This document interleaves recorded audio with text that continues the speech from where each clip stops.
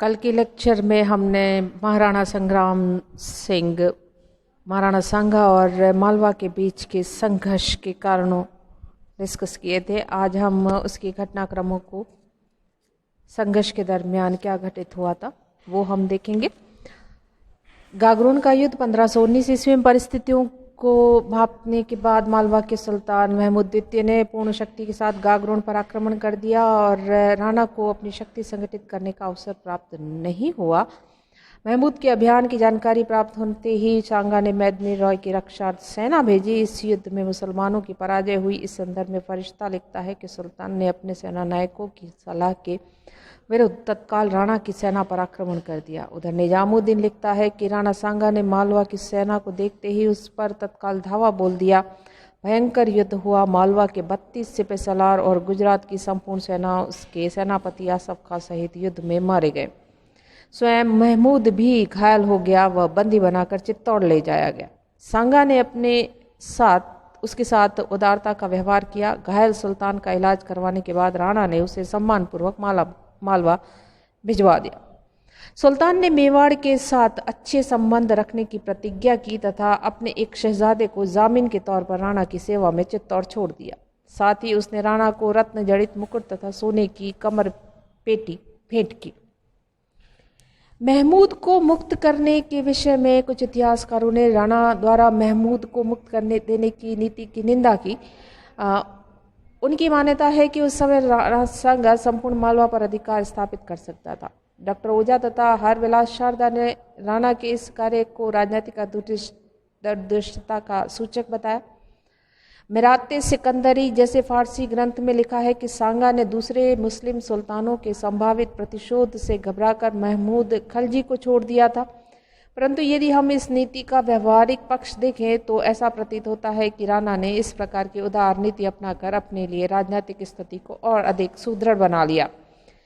इसके अलावा मालवा को मित्र बनाकर उसे गुजरात से अलग कर दिया, अन्यथा गुजरात मालवा संगठित होकर मेवाड़ के लिए हानिकारक सिद्ध हो सकते थे। निजामुद्दीन अहमद ने अपनी पुस्तक तबकात अकबरी में राणा द्वारा सुल्तान के साथ किए गए उदार व्यवहार की बहुत प्रशंसा की है। डॉक्टर गोपीनाथ शर्मा के विचार में सांगा का यह कार्य उसकी बुद्धिमत्ता का द्योतक था। राणा इस तथ्य से अवगत था कि वह मेवाड़ से दूरस्थ मांडू पर अधिकार नहीं रख सकता, अतः उसने अपनी उदारता की नीति दर्शाकर महमूद द्वितीय को अपने मित्र बनाने का प्रयास किया। कम से कम मालवा के सुल्तान पर अपना प्रभाव स्थापित करके गुजरात के सुल्तान को भी निर्बल बना दिया। इस मैत्री संबंध से गुजरात मालवा के गुट की संभावना कम हो गई और मेदिनी राय को अपने आश्रित बनाकर उसने एक सशक्त संरक्षक मेवाड़ के लिए सीमा पर नियुक्त कर दिया। सांगा की यह नीति कुंभा द्वारा अपनाई गई नीति की परंपरा के अनुरूप थी। इस नीति का औचित्य इसमें भी दिखाई देता है कि भविष्य में मालवा के सुल्तानों ने मेवाड़ पर आक्रमण करने का साहस नहीं किया और सांगा के राजनीतिक प्रभाव को मान्यता मिल गई। राणा सांगा और गुजरात के शासक मेवाड़ के संबंध तो राणा कुंभा के समय से ही खराब थे। इनकी आपसी कटुता दोनों राज्य में विस्तारवादी नीति की वजह से थी। राणा सांगा के समय से मेवाड़ गुजरात के आपसी संबंध मालवा के संदर्भ में और भी अधिक बिगड़ गए और इसके अलावा इनके बीच में संघर्ष के अनेक कारण थे। इनके संघर्ष महाराणा संग्राम सिंह और गुजरात के बीच अगर संघर्ष हुआ तो उसके कई कारणों में से एक कारण नागौर की स्वतंत्रता का प्रश्न था। तैमूर के आक्रमण के बाद सूबेदार जफर खां के नेतृत्व में गुजरात भी एक स्वतंत्र राज्य बन गया था। जफर खां के पुत्र तातर खां ने सुल्तान बनने पर अपने चाचा शम्स खां को नागौर की जागीर दी थी। नागौर राजस्थान के राजपूत राज्यों के मध्य एक छोटा मुस्लिम राज्य बन गया था, परंतु कुंभा ने उससे जीत लिया था और वहां के मुस्लिम शासकों को कर देने को बाध्य कर दिया था। तब से नागौर के मुस्लिम शासक मेवाड़ को कर देकर अपने अस्तित्व बनाए हुए थे। गुजरात का शासक नागौर को पूर्ण रूप से स्वतंत्र करवाना चाहता था और यह बिना संघर्ष के ही संभव नहीं था। दूसरा कारण यदि देखें तो वह था गुजरात के सुल्तान की मेदिनी रॉय के विरुद्ध मालवा को सहायता। गुजरात के सुल्तान ने नत्थू की हत्या तथा मेदिनी रॉय के मालवा से बाहर निकलने में महमूद द्वितीय की मदद की थी और सांगा ने सबसे पहले अपने शत्रु महमूद को हराया। उसके साथ उदार व्यवहार कर गुजरात को उसकी मैत्री से वंचित कर दिया। अब उसने गुजरात की तरफ ध्यान दिया और उसको दंडित करने का प्रयास शुरू किया। गुजरात का सुल्तान इस समय मुजफ्फर शाह 24 नवंबर 1511 को सुल्तान बना और 1522-23 तक गुजरात का सुल्तान रहा। इस अंतराल में उसने राणा सांगा के ईडर में हस्तक्षेप करने के विरोध में 1522 ईस्वी में युद्ध किए, परंतु वह सफलता प्राप्त न कर सका। थर्ड संघर्ष का कारण है राणा सांगा द्वारा दक्षिण पश्चिम राज्यों का संगठन बनाना। मेवाड़ के विरुद्ध होने वाले गुजरात के सैनिक अभियानों को विफल बनाने हेतु राणा सांगा ने सिरोही, बागड़ आदि के शासकों से मैत्रीपूर्ण संबंध स्थापित कर दक्षिण पश्चिमी राजस्थान के राज्यों का सुदृढ़ एवं संगठित संघ बना दिया। राणा ने ईडर में भी अपने व्यक्ति रायमल को नियुक्त कर इस संघ को और भी सुदृढ़ बनाने का प्रयास किया। सांगा के इस कार्य को गुजरात के शासक ने वैमनस्य को बढ़ावा देने का कारण बना। गुजरात की उत्तर पूर्वी सीमा पर इस प्रकार के गठबंधन का निर्माण उस राज्य के लिए एक सामरिक चुनौती था। चौथा कारण है ईडर में राणा सांगा का हस्तक्षेप। मेवाड़ तथा गुजरात के मध्य संघर्ष का प्रमुख कारण ईडर का प्रश्न है।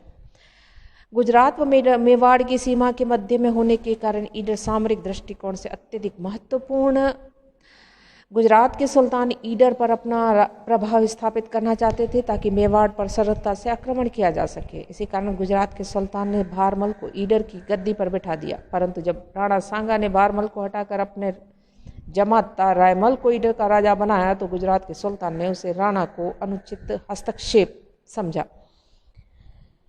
युद्ध की घटनाक्रम देखें तो जब राणा सांगा ने अपने जमाता रायमल को ईडर की गद्दी पर बिठाया तो गुजरात का सुल्तान मुजफ्फर शाह बड़ा नाराज हुआ और उसने अहमदनगर के जागीरदार निजामुल मुल्क को 1514 में रायमल के विरुद्ध सेना देकर भेजा। रायमल मुस्लिम सेना का मुकाबला नहीं कर सका और वह बीजा नगर के पहाड़ों में जा छुपा, परंतु उचित अवसर देखकर रायमल निजामुल की सेना पर टूट पड़ा और उसे ईडर से भगा दिया। इस पर गुजरात के सुल्तान ने 2 बार सेनाएं और भेजी। असफलता मिलने पर तीसरी बार मलिक हुसैन को भेजा। वह ईडर पर अधिकार करने में सफल हो गया। सुल्तान ने निजामुल मुल्क को ईडर का प्रशासक नियुक्त किया। इस पर 1520 में राणा सांगा स्वयं सेना लेकर गया। उसने मलिक हुसैन को परास्त कर रायमल को पुनः ईडर का राजा बना दिया। राणा इस बार शत्रु सेना को पूर्णतः समाप्त कर देना चाहता था, जिससे रायमल को भविष्य में कोई संकट न हो। अतः मुस्लिम सेना का पीछा करता हुआ अहमदनगर जा पहुंचा। अहमदनगर में राणा ने मुस्लिम सेना को करारी मात दे दी, लूट का काफ़ी माल अर्जित किया और चित्तौड़ लौट आया। गुजरात का सुल्तान इन पराजयों का अपमान सहन नहीं कर पाया और उसने सोरठ के हाकिम मालिक अयाज को साथ मेवाड़ पर आक्रमण कर दिया। मुस्लिम सेना डूंगरपुर, बांसवाड़ा, सांगवाड़ा आदि स्थानों पर को लूटती हुई मंदसौर जा पहुंची। डूंगरपुर का रावल गज्जा गुजराती सेना का मुकाबला करते हुए मारा गया। मांडू का सुल्तान भी वहां आ मिला। मुस्लिम सेना आगे बढ़ती रही। मंदसौर में मुस्लिम सेना के आगमन की सूचना मिलते ही राणा सांगा विशाल सेना के साथ रवाना हुआ। मलिक अयाज राणा की विशाल सेना देखकर ही भयभीत हो गया और उसने संधि का प्रस्ताव भिजवा दिया। संधि प्रस्ताव भिजवाने का दूसरा कारण मुस्लिम सेना में अनबन हो जाना भी था। इस पर गुजरात के सुल्तान को भी लौटने को विवश होना पड़ा और इसके उपरांत गुजरात के सुल्तान ने सांगा का प्रतिरोध करने का कभी साहस ही नहीं किया। इधर गुजरात के उत्तराधिकार का संघर्ष गुजरात की आंतरिक व्यवस्था को और ज़्यादा दुर्बल बनाता चला गया। राणा को वहां की आंतरिक अवस्था में हस्तक्षेप करने का अवसर मिल गया और गुजरात के एक उत्तराधिकारी बहादुर खां को बहुत समय तक राणा ने अपने यहाँ शरणागत के रूप में रखा। इस प्रकार राणा सांगा गुजरात की ओर अपने प्रभाव में रखने में सफल रहा। राणा सांगा व दिल्ली का सुल्तान। महाराणा सांगा के सैनिक अभियानों का एक उद्देश्य दिल्ली के सुल्तानों के प्रभाव को उत्तरी भारत से कम करना भी रहा। इस दिशा में उसने मालवा व गुजरात के शासकों को अपने प्रभुत्व में करने के उपरांत कदम उठाए। तैमूर के आक्रमण के बाद सैयदों तथा प्रारंभिक लोधी शासकों के शासनकाल में दिल्ली सल्तनत अस्त व्यस्त होने लगी थी। सांगा के सिंहासनारोहण के समय सिकंदर लोधी दिल्ली का सुल्तान था। उसकी निर्बलता का लाभ उठाकर सांगा ने मेवाड़ के समीप के मुस्लिम अधीनस्थ प्रदेशों को अपने राज्य में मिलाना प्रारंभ कर दिया। सिकंदर लोधी ने दिल्ली सल्तनत को पुनः संगठित करने का प्रयास तो किया, परंतु उसमें इतना साहस नहीं था कि वह राणा सांगा से युद्ध करता। 1517 ईस्वी में उसकी मृत्यु हो गई और उसके पुत्र इब्राहिम लोदी राज्य सिंहासन पर बैठा। वह सिंहासन में विस्तारवादी नीति में विश्वास रखता था। अतः दोनों शासकों की महत्वाकांक्षाओं ने उन्हें संघर्ष के लिए एक दूसरे के सामने ला खड़ा किया। इसके अलावा संघर्ष के और भी कारण थे। संघर्ष का दूसरा कारण यह था कि सांगा ने अपने राज्य बयाना तक बढ़ा लिया था और लोदी शासकों के लिए एक चुनौती था। शारदा अपनी पुस्तक महाराणा सांगा में लिखते हैं कि जब इब्राहिम अपने भाई जलाल खां के विरुद्ध संघर्ष में व्यस्त था तो उस समय सांगा ने बयाना तक के प्रदेश पर अधिकार कर दिल्ली आगरा के सुल्तान की राजनीतिक चुनौती दे दी। जब आंतरिक संघर्ष समाप्त हो गया तब इब्राहिम लोदी के लिए आवश्यक था कि वह बयाना को पुनः अपना अधिकार स्थापित करे। तीसरा कारण यदि देखें तो इब्राहिम लोदी का मालवा पर अधिकार करने का प्रयास था और संघर्ष का चौथा कारण रहा राणा द्वारा गद्दी पर बैठते ही अजमेर पर अधिकार करना था। सांगा ने अजमेर जीतने के बाद करमचंद पवार की सेवाओं से प्रसन्न होकर उसके नाम अजमेर का पट्टा लिख दिया था। जब इब्राहिम को यह ज्ञात हुआ कि राणा ने शाही प्रदेश पर अधिकार कर लिया है तो वो शांत बैठने को तैयार नहीं और एक विशाल सेना के साथ मेवाड़ पर चढ़ आया। सांगा भी उसका सामना करने के लिए मेवाड़ से रवाना हुआ। दोनों के बीच में युद्ध होता है खतौली का युद्ध। खतौली का युद्ध तत्कालीन बूंदी राज्य की सीमा पर खतौली नामक नगर के निकट दोनों सेनाओं में युद्ध हुआ। लगभग 3 घंटे तक घमासान युद्ध हुआ जिसमें इब्राहिम लोदी अपने साथियों के साथ पराजित होकर भाग गया। परंतु सुल्तान का एक पुत्र राजपूतों द्वारा बंदी बना लिया गया। बाद में बंदी शहजादे से दंड स्वरूप कुछ धन लेकर मुक्त कर दिया। परंतु इस युद्ध में राणा सांगा का भी एक हाथ जाता रहा और तीर लंघने में लंगड़ा भी हो गया। स्पष्ट है कि युद्ध में दोनों दलों की हानि हुई। खतौली की विजय के उपरांत सांगा ने टोडा भीम में अपना कैंप लगाया। खतौली की पराजय का बदला लेने के लिए सुल्तान इब्राहिम ने अगले ही वर्ष अपने 2 विश्वस्त सेना नायकों मियाँ हुसैन तथा मियाँ माखन के नेतृत्व में एक विशाल सेना राणा के विरुद्ध भेजी। फारसी तवारीख सलातीन अफगान के अनुसार मियाँ हुसैन राणा से मिल गया। आरंभ में राणा की विजय हुई, परंतु जब राणा की सेना हस्तोच्चास में मग्न थी, अफगानों ने अचानक राजपूत सेना पर आक्रमण कर दिया और राणा सांगा को पराजय का मुख देखना पड़ा। राणा की पराजय का जिक्र तारीख सलातीन ने 346-47 में किया है, पर वाक़ियात मुश्ताकी में सुल्तान की हार और राणा सांगा की विजय बताई है। तुजु की बाबरी में भी राणा की विजय ही बताई गई है, परंतु यह वर्णन विश्वसनीय प्रतीत नहीं होता। इसकी पुष्टि अन्य साक्ष्यों से भी नहीं होती। हरिविलास शारदा का कहना है कि यदि मियाँ हुसैन की सहायता से सुल्तान की विजय हुई होती तो वह युद्ध के थोड़े दिनों बाद उसे चंदेरी में नहीं मरवाता और उसका वध करने वालों को इनाम भी नहीं देता। स्वयं बाबर ने धौलपुर की लड़ाई में राणा की विजय को स्वीकार किया। ओझा का भी यही कहना था कि इस युद्ध में राजपूतों की ही विजय हुई थी और यह युद्ध धौलपुर के पास बाड़ी में हुआ था। इस प्रकार इब्राहिम लोदी को 2 बार पराजित करने में राणा सांगा उत्तरी भारत पर अपना प्रभाव स्थापित करने में सफल रहा। इब्राहिम की पराजय से राणा सांगा की प्रतिष्ठा में वृद्धि हुई और उत्तर भारत में उनका प्रभाव और भी ज्यादा बढ़ गया।